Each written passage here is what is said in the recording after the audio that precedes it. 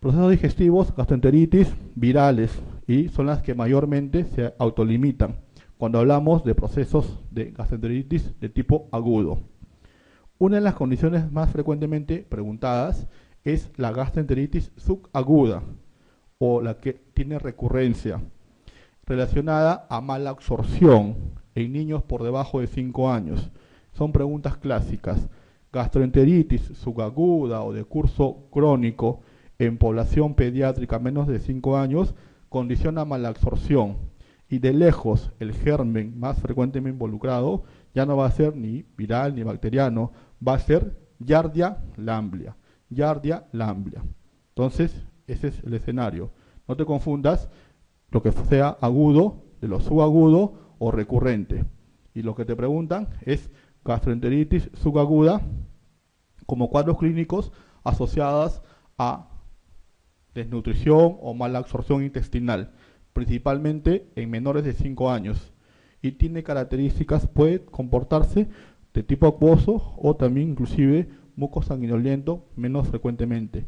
Y lo otro que te han preguntado es ¿qué fármaco empleas? Es metronidazol. Metronidazol. Entonces, siempre, diarreas en menores de 5 años recurrentes, piensa en giardia. Piensa en la posibilidad de giardia, giardiasis. ¿Ya? ¿Sigue siendo importante? ¿Sí? Sigue siendo importante infecciones urinarias y la importancia de Escherichia coli. Procesos óseos osteoarticulares, artritis purulenta, estafilococo aureus y osteomielitis, estafilococo aureus. A nivel sistema nervioso central, lo que te han preguntado es relacionado a encefalitis o meningoencefalitis. Encefalitis, causa importante, enterovirus, agentes virales. Recién nacidos, onfalitis principalmente, estafilococo aureus.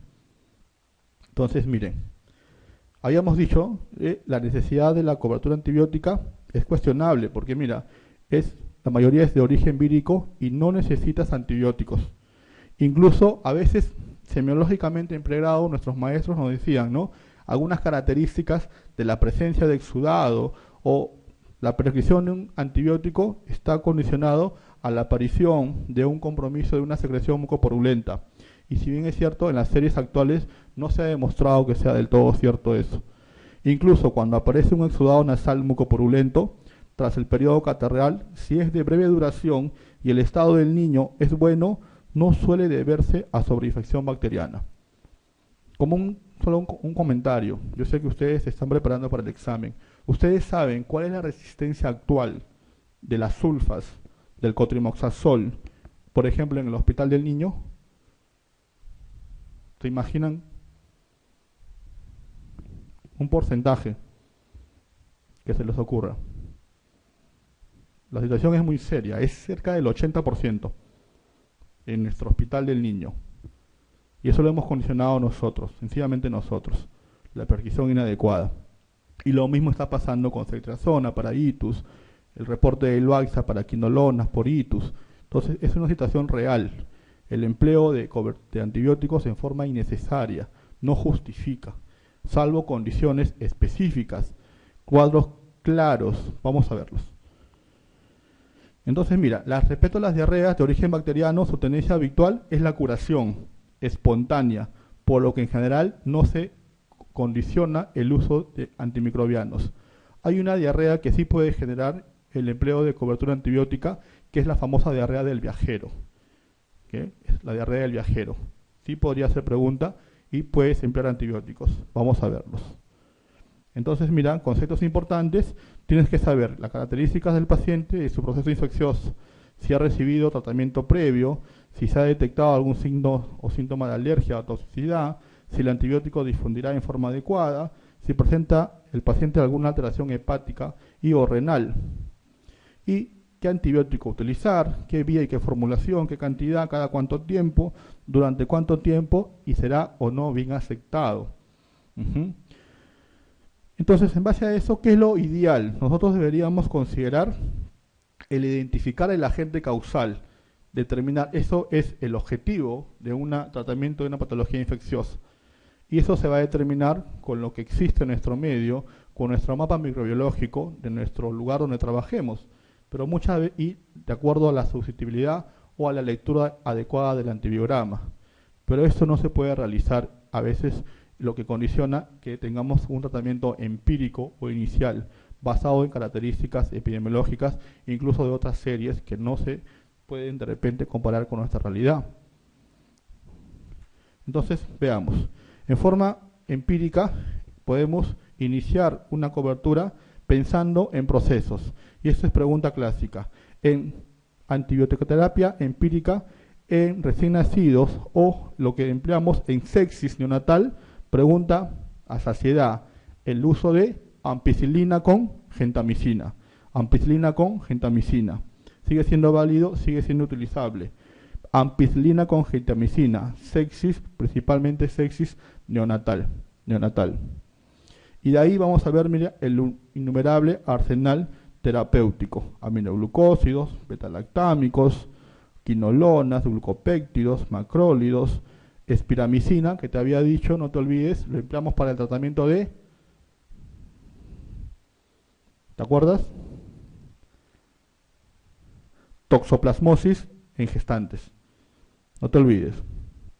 Toxoplasmosis en gestantes, empleamos espiramicina. Los antituberculosos que ya hemos visto, isoniazida, rifampicina, antifúngicos, que sean sistémicos o locales.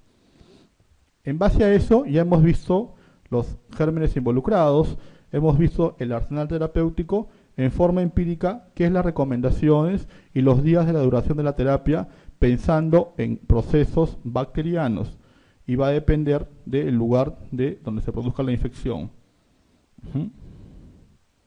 Veamos, penicilinas. Igual que lo anterior, lo más importante, ¿no? Penicilina G sódica sigue siendo de buena actividad frente a la mayoría de los microorganismos. Mira, gran positivos aerobios y anaerobios. Eficaz en qué situaciones? Streptococcus pneumoniae, piógenes, agalactiae y anaerobios clostridium. ¿Qué es lo que no cubre? No cubre bacteroides, que es, recuerda, el principal anaerobio involucrado en procesos gastrointestinales. Pero penicilina sigue siendo un fármaco eficaz y seguro. La penicilina G es activa frente a un proceso serio en esta población, que es la condición de una meningitis por Neisseria meningitidis, meningococo. Sin embargo, en infecciones graves y en aquellas situaciones en las que se sospeche la existencia de resistencia parcial a la penicilina, es preferible la utilización de una cefalosporina de tercera generación como ceftriaxona.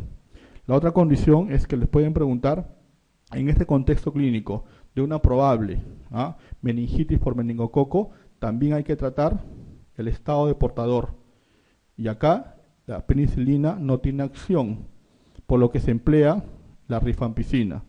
La rifampicina para tratamiento del estado de portador en cuadros de meningococo. Lo que hemos visto en gestantes igual, la penicilina benzatínica de acción prolongada, su uso se reduce casi exclusivamente al tratamiento de la sífilis y la prevención de la fiebre reumática. ¿Cuál es el tratamiento de elección en sífilis neonatal? Fármaco de elección en sífilis neonatal. Habíamos visto, y en general, el escenario en gestantes, la sífilis latente, el tratamiento de elección es penicilina benzatínica. Suponiendo que no damos el tratamiento adecuado o el tratamiento es antes del tiempo adecuado, que es menos de las 4 semanas de que se produzca la gestación. Digamos que estuvo en trabajo de parto, es lo que suele pasar a una gestante que no ha tenido controles, y durante el trabajo de parto se hace el diagnóstico de sífilis latente. Le damos penicilina benzatínica. Ocurre el parto recién nacido, y en el recién nacido tiene presencia de marcadores serológicos positivos y un cuadro clínico compatible con sífilis neonatal, que en este caso sería una sífilis neonatal de aparición precoz. ¿Cuál es el tratamiento de elección? Penicilina, ¿estamos de acuerdo? Sí, pero penicilina G sódica, penicilina G sódica, penicilina G sódica, de administración parenteral. Si no tienes un acceso parenteral endovenoso, segunda elección, acceso intramuscular, puedes emplear la cristalina, pero no va a ser de acción el empleo de benzatínica, que recuerda que es una penicilina de depósito, por eso que lo podemos emplear cada semana a 2 semanas. Pero en el tratamiento de sífilis neonatal lo que se indica es penicilina G sódica. Penicilina en forma oral, alguna vez me preguntaron si existía, la respuesta es sí, que no las conozcamos, eso es algo diferente. Penicilina B es la presentación en forma oral o la llamada fenoximetilpenicilina. Espectro de actividad, miran, es bien parecido a las formas parenterales que es la G sódica, aunque es menos eficaz para la Neisseria meningitidis. Produce una relativa buena biodisponibilidad por vía oral, llega hasta el 60%. Es cierto que lo reservamos para situaciones leves, pero que son la gran mayoría de infecciones de piel y tejidos blandos, sea celulitis, erisipela, furunculitis, que no tenga un compromiso sistémico, tenemos la opción de emplear una penicilina por vía oral. Importante, mira, la penicilina continúa siendo el fármaco de elección en el tratamiento de la faringoamigdalitis estreptocócica y la escarlatina, ya que el 100% de piógenes son susceptibles. Importante. Pero lo que más frecuentemente ustedes han utilizado, inclusive en su práctica en ambientes hospitalarios, es el uso de oxacilina, que lo reservamos frecuentemente para lo que es tratamiento de celulitis. Recuerda que sí, es cierto, cubre contra Staphylococcus aureus, sí, pero aquel que produzca betalactamasas. El Staphylococcus aureus, productor de betalactamasas, una de las indicaciones es el empleo de oxacilina por vía parenteral, y el cuadro clínico más importante es la aparición de celulitis. Aminopenicilinas, amoxicilina y ampicilina. Es importante, a veces es un fármaco subvalorado o no considerado porque tenemos un sesgo de lo que es la industria comercial farmacéutica. Amoxicilina sigue siendo un fármaco eficaz, sigue siendo un fármaco seguro. Y miren esto, amoxicilina es el antibiótico por vía oral más efectivo frente al neumococo. Y habíamos visto que tenemos, cuando hablamos de infecciones bacterianas, que neumococo sigue siendo el agente más importante, por ejemplo lo que habíamos mencionado para otitis media aguda. Entonces, recapitulando, fármaco de elección para tratamiento de otitis media aguda, amoxicilina. Igual, en nuestras guías de neumonía, sigue siendo el fármaco de elección. Pero doctor, eso contradice un poco lo que yo he leído sobre el empleo de levofloxacin o de carbapenem, sí, pero el tema es basado en evidencia y vamos a ver, nuestras guías actuales todavía recomiendan el uso de amoxicilina. Se asocia, tenemos el concepto de que betalactámicos también pueden tener acción, aparte de lo que es el empleo de las cefalosporinas de tercera o de cuarta contra pseudomonas, y surge el empleo de piperacilina asociada a tazobactam, a sulbactam. Su única ventaja es que incrementa la actividad de lo anterior frente a pseudomonas y algunos otros microorganismos aislados principalmente en infecciones intrahospitalarias. Piperacilina asociada a tazobactam es uno de los fármacos más frecuentemente utilizados en la seguridad social, en infecciones intrahospitalarias o que involucren la afectación por Pseudomonas aeruginosa. Lo que les hablaba, cuando asociamos ya amoxicilina a ácido clavulánico o ampicilina sulbactam o piperacilina tazobactam. Empleamos eso también para ampliar el efecto para enterobacterias aisladas en infecciones producidas en la comunidad como infecciones urinarias, vía urinaria, cuyo germen más frecuente involucrado es la aparición de E. coli. Amplían el espectro de actividad frente a microorganismos anaerobios, incluyendo bacteroides, que habíamos visto penicilina G sódica no lo cubría en forma adecuada, pero sí lo hace amoxicilina asociado a inhibidores de beta-lactamasa. Útiles en el tratamiento de infecciones vía urinaria, otitis medias, infecciones de origen dentario y maxilofacial, sinusitis y celulitis. Cefalosporinas, veamos, primera generación, gram positivos, principalmente gram positivos. Actividad predominante frente a cocos gram positivos. Lo que ustedes ya saben, la cefalolina es el representante del grupo para administración por vía parenteral que lo empleamos en profilaxis prequirúrgica. La cefalixina por vía oral, cefradina, cefradoxilo, para administración oral. Un fármaco importante es cefradoxilo. Su vida media es larga, lo que permite que la pueda dosificar cada 12 horas, a diferencia de lo anterior que por vía oral lo tendría que hacer cada 8 horas. Segunda generación, gram positivo, pero amplía su acción o su eficacia contra lo que son gram negativos. Y una de las preguntas más frecuentes es ¿cuál es la cefalosporina de segunda generación que tiene eficacia contra anaerobios? Cefosictina.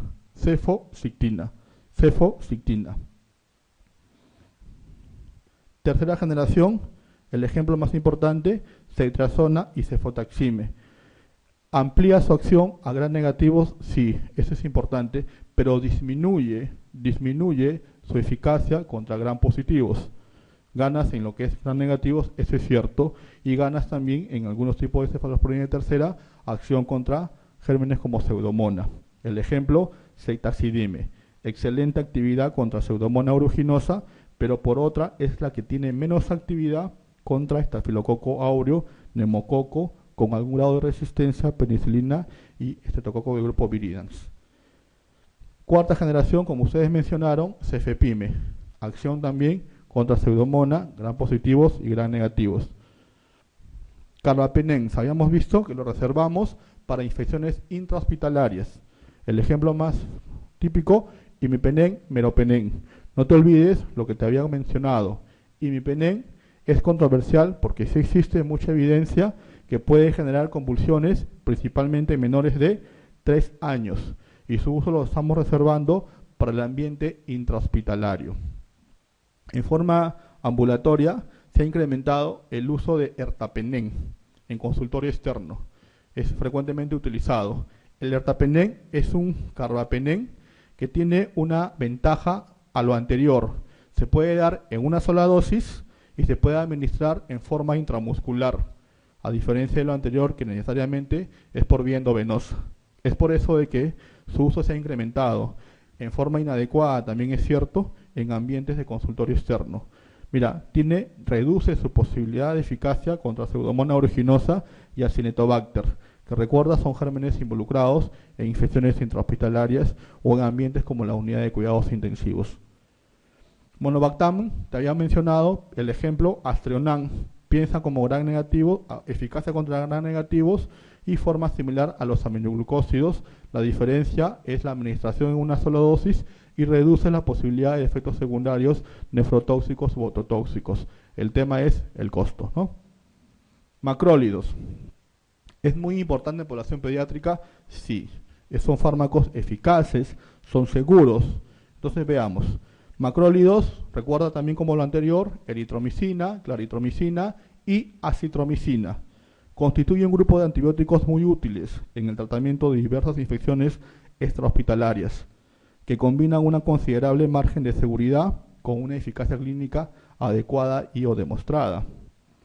Mira, ¿contra qué lo puedes utilizar eficaz? En nuestro medio no vemos, pero sí es que saberlo, Legionella, Mycoplasma pneumoniae, habíamos dicho, involucrado principalmente en neumonías atípicas. Bordetella pertussis, tratamiento de elección, tosferina, eritromicina. Te lo remarco en grande, Campylobacter jejuni, preguntada a la saciedad en innumerables veces como caso clínico. Te lo pueden preguntar. Fármaco de elección en el tratamiento de Campylobacter jejuni, macrólidos. Si bien es cierto, la norma establece el uso de eritromicina, en la clave podría estar ausente eritromicina, pero si está claritromicina, marca claritromicina, o si está acitromicina, marca acitromicina. El concepto es que los macrólidos son eficaces para tratar Campylobacter jejuni. La otra situación es, te lo preguntan, las características del cuadro clínico, y puede darte un cuadro gastrointestinal, puede dar diarreas acuosas o puede comportarse con un cuadro disentérico. También te lo pueden preguntar de esa forma en menores de 5 años o menores de 7 años. Y lo otro que se ha visto es que te lo preguntan clásicamente en la asociación con mascotas, principalmente perros, ¿no? Entonces, todas esas posibilidades al final se relacionan a la afectación por Campylobacter jejuni. Tratamiento de elección, macrólidos. eritromicina, claritromicina y o acitromicina. Y la otra condición que es importante, habíamos mencionado para el ejemplo, por ejemplo, de alergia a betalactamina, a penicilina en sífilis, era que se utilizan como alternativa a los antibióticos betalactámicos en pacientes con alergia a penicilina. No te olvides. Eritromicina es un agente activo frente a gram positivos, Staph aureus, Piógenes, Agalactiae y Pneumoniae y algunos gram negativos, Moraxella y Neisseria. Lo que tiene escasa actividad, y es por eso que la diferencia con claritro o acitromicina es la escasa actividad contra Haemophilus influenzae. Haemophilus influenzae. Es por eso que claritromicina aumenta la eficacia, disminuye la dosis, la posibilidad de la administración que tiene que ser cada 12 horas, posee un espectro de actividad similar a la de eritromicina y también se tolera en forma digestiva más adecuada que la eritromicina. Recuerda que habíamos visto el uso de estolato de eritromicina asociada a la posibilidad de hepatotoxicidad. Y esto permite tratamiento en dosis más simples, ¿no? Espaciadas cada 12 horas. Pero de lejos el fármaco más importante por la eficacia y por la seguridad es acitromicina.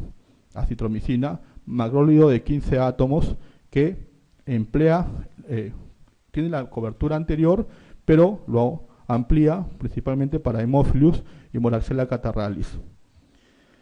Concentra en casi todos los tejidos y se ha demostrado que tratamientos de 3 días a una sola dosis son tan eficaces a lo convencionalmente de 7 a 10 días de duración. Hasta ahí el panorama es altamente productivo. Es una droga que contiene muchas cualidades. Hace algunas 2 semanas hay un trabajo que ha reportado acitromicina, asociación con efectos cardiovasculares.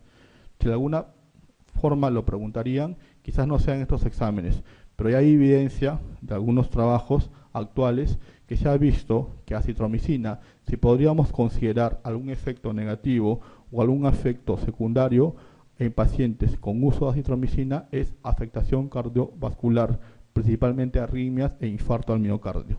¿Ya? Clindamicina, igual que en gestantes, mira, hemos visto, clindamicina activa frente a Staphylococcus aureus, a gram positivos, y una de sus principales indicaciones actuales son precisamente infecciones necrosantes y toxigénicas. Es una droga de segunda elección en infecciones de piel y tejido blandos que condicionan la posibilidad de necrosis, ¿no? O posibilidades de accesos. El mecanismo de acción es diferente, actúa a nivel bloqueo de síntesis de proteínas. Es por eso de que muchas veces se usan en asociación a betalactámicos que comparten un mecanismo de acción diferente. Aminoglucósidos, igual, activos principalmente gram negativos y enterobacterias, y su actividad es escasa frente a gram positivos. Esto es lo que queremos, que la administración de aminoglucósidos en esta población principalmente sea en dosis únicas, y no el empleo de lo que hacemos, por ejemplo, con gentamicina cada 8 horas, que condiciona mayor posibilidad de efectos nefrotóxicos u ototóxicos. Quinolonas. El uso de estos antimicrobianos, sabemos, contraindicado en niños menores de 18 años. Y nuevamente, por lo anterior, es potencialmente tóxico. Se vio alteraciones a nivel del cartílago de crecimiento y artropatías en todas las series de animales estudiadas. Esto es lo que le habíamos mencionado en el caso de España, ¿no? Están autorizados en situaciones en que el beneficio derivado de su empleo supere ampliamente sus riesgos, como es el caso de exacerbaciones por Pseudomonas aeruginosa en pacientes con fibrosis quística, una de las pocas condiciones en que su uso supera al riesgo. Tetraciclinas, grande, están contraindicadas en niños menores de 8 años y mujeres embarazadas. Pero en qué, para ustedes lo recuerden, tratamiento de infecciones por riquecias, uretritis no gonocócicas, brucelosis y enfermedad de Lyme, que no vemos en nuestro medio, pero brucelosis sí, con mucha frecuencia. Y para que ustedes recuerden, si las tetraciclinas... ¿cuál es el tratamiento de elección de brucelosis en población adulta? ¿Se acuerdan? Esas preguntas pueden venir, si bien es cierto no son de la clase, tienen que ya tener, o sea, si en automático Brucela, tengo que pensar en dos fármacos. Les digo uno, doxiciclina. Y el otro, rifampicina.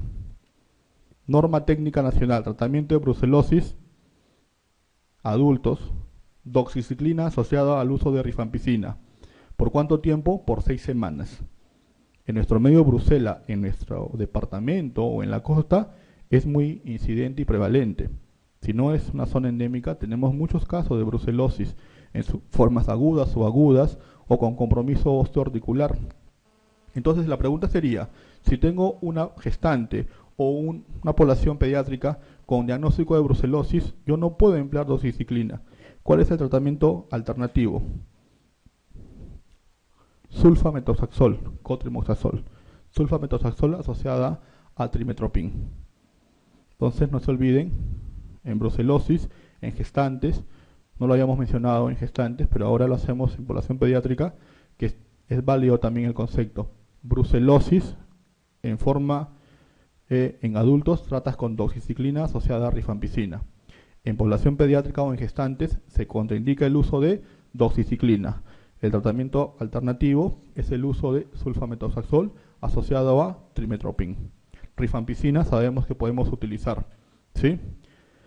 Entonces están contraindicadas en niños menores de 8 años y mujeres embarazadas. Y ustedes ya saben eso, que por su acumulación en las zonas de crecimiento del hueso y que producen una pigmentación característica, ¿no?, a nivel dental.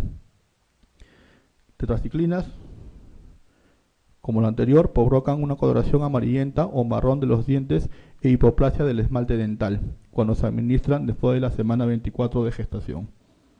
Sulfas, para avanzar, ustedes ya saben que tenemos que tener mucho cuidado durante el tercer trimestre de gestación por la posibilidad de kernicterus, porque compite por la albúmina, al igual que lo que realiza la bilirrubina. Pero miren, importante, el cotrimoxazol, que es la asociación de sulfametoxazol a trimetropin. Es el compuesto de grupo más utilizado. Indicaciones, infección de trato urinario, sí, pero miren, cuando la bacteria causal sea sensible. Ya les mencioné los grados de resistencia que ocurren en hospitales o institutos de nuestro medio.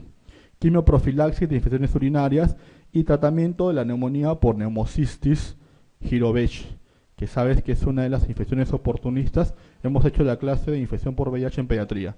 Y recuerda que es importante, la droga de elección sigue siendo el uso de sulfametoxazol asociada a trimetropin. Sulfadiazina asociada a pirimetamina, tratamiento de toxoplasmosis congénita. Y en gestantes, el tratamiento de toxoplasmosis es con el uso de espiravicina.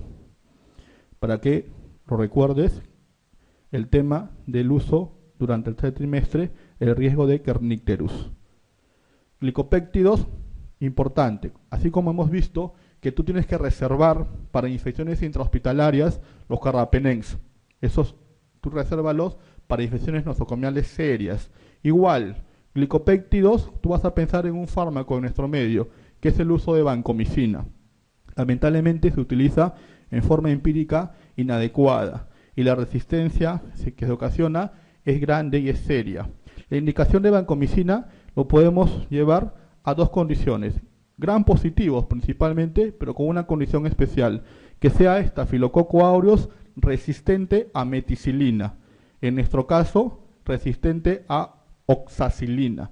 Bajo esa condición, que yo tenga una infección que te demuestre que el Staphylococcus aureus sea el agente involucrado y que sumado a eso sea un Staphylococcus aureus que sea resistente a oxacilina, yo tengo la seguridad de emplear adecuadamente vancomicina. Eso es lo teórico. En la práctica vemos que en forma empírica, ni bien el paciente ingresa al ambiente hospitalario, el combo 1 es meropenem con vanco, asociándole a estos fármacos acciones antipiréticas, analgésicas, ¿no?, pero menos su efecto antibiótico, que hemos dicho que es solo reservado para infecciones por gram positivos intrahospitalarios con posibilidad de resistencia a oxacilina. La otra indicación es que tú emplees vancomicina en alérgicos a betalactámicos. También es válido, que tenemos que hacer el diagnóstico, ya ustedes lo mencionaron, tener que realizar una desensibilización. Una indicación del uso de vancomicina también es que tú lo emplees para tratamiento de colitis citonembranosa. Recuerda que está involucrado la afectación por Clostridium. Pero en esta condición se emplea vancomicina, pero en forma oral. En forma oral, que en nuestro medio no tenemos. ¿Ya? Que le des de forma parenteral no sirve de nada, porque lo que tiene que actuar es a nivel intraluminal, y eso no sucede con la vancomicina parenteral. Entonces nos quedamos con dos condiciones. Hablando de vancomicina, Staphylococcus aureus resistente a oxacilina y alérgicos a betalactámicos. Metronidazol, recuerda el tema, no usarlo en gestantes en el primer trimestre. Miren, nosotros tenemos muchas indicaciones para el uso de metronidazol. Bactericida con actividad exclusiva, bacterias anaerobias, incluye bacteroides y protozoarios, o sea, actúa a nivel antibacteriano, es un antiprotozoario. Muy útil en el tratamiento de infecciones en que sospeches gérmenes anaerobios. Por ejemplo, tricomonas vaginales, Giardia, Liamblia, que hayamos visto la innumerable cantidad de veces que es preguntado, la diarrea asociada a mala absorción en niños menores de 5 años, fármaco de elección, en yardiasis sigue siendo el uso de metronidazol. Se absorbe muy bien por vía oral y penetra con facilidad las barreras orgánicas como la hematoencefálica. Por eso es uno de los fármacos que se emplea también para el tratamiento de accesos cerebrales. Metronidazol asociado a una cefalosporina de tercera generación, por esta condición, que penetra con facilidad las barreras orgánicas, principalmente la hematoencefálica. Nitrofurantoína, habíamos dicho que lo reservamos para infecciones localizadas de vía urinaria. Fosfomicina, un nuevo fármaco, el empleo de la fosfomicina eficaz contra Escherichia coli, que es el agente más frecuentemente involucrado en infecciones urinarias, pero a nivel como lo anterior, nitrofurantoína, en forma de infecciones locales o de vía urinaria baja. Rifampicina.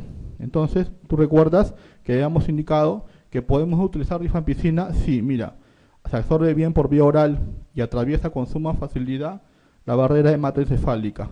Lo empleamos principalmente para tuberculosis y brucelosis.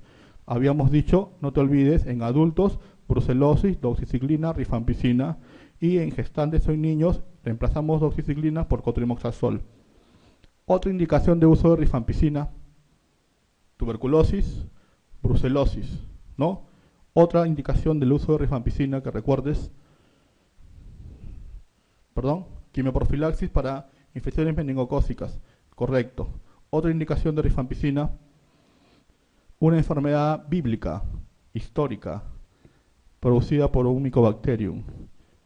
Enfermedad de Hansen, o también llamada lepra. No se olviden, la asociación de rifampicina a taxona es el fármaco, la terapia que se emplea para tratamiento, como ustedes dicen, de la enfermedad de Hansen, o llamada también lepra, ¿no? Mycobacterium leprae. Entonces, vamos a avanzar. Lo que les mencionaba, esto es importante, porque se hizo la guía basada en nuestros agentes etiológicos de nuestro contexto nacional. Miren, guía de práctica clínica, neumonía adquirida en la comunidad. Esto es de acceso libre, 2009, de 2 meses a 17 años de edad. Y principal agente etiológico, viral. Y de los bacterianos, de lejos, Streptococcus pneumoniae, y frecuentemente involucrado a Haemophilus influenzae. Y esto se ha visto en relación al uso de la vacuna.